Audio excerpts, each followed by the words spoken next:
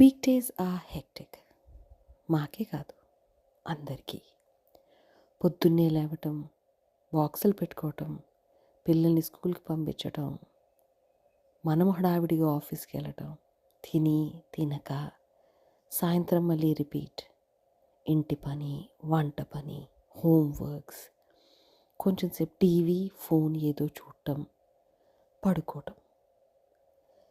వీక్లో 7 డేస్ ఉంటే weekend 2 days మాత్రమే మనం బతుకుతున్నామా అని శ్రీవారు అన్న ఒక కామెంట్ నాకు బాగా నచ్చింది. ప్రతిరోజు ప్రత్యేకంగా వంట చేసుకుని ఫ్రెండ్స్తో, ఫ్యామిలీతో బయటకెళ్ళటం కుదరచ్చు, కుదరకపోవచ్చు. కానీ ఇంట్లో ఉన్న ఆ 5 వీక్ డేస్ స్పెషల్గా కాకపోయినా కామ్గా, రిలాక్సింగ్గా, పీస్ఫుల్గా చేసుకోవటం మాత్రం మన చేతుల్లోనే ఉంది. శ్రీవారి కన్నా నేను 2 గంటల ముందు ఇంటికి వచ్చేస్తాను. ఆయన వచ్చేసరికి వంట పని అయిపోతుంది, పిల్లల హోంవర్క్స్ అయిపోతాయి.